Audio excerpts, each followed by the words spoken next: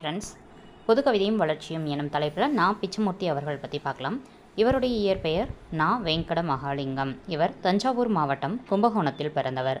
வழக்குரைஞராக இருந்து இந்து சமய அறநிலையத்துறை பாதுகாப்பு அலுவலராக பணியாற்றியவர். ஹனுமான், நவ இந்தியா இதழ்களில் துணை ஆசிரியராக பணியாற்றியவர்.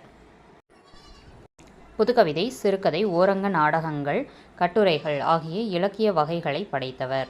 சயின்ஸ்க்கு பலி என்னும் சிறுகதை இவருடைய முதல் சிறுகதை. புதுக்கவிதை இயக்கத்தின் விடிவெள்ளி, புதுக்கவிதை பிதாமகன் என்று அழைக்கப்படுகிறார். புதுக்கவிதையின் தந்தை எனவும் போற்றப்படுகிறார்.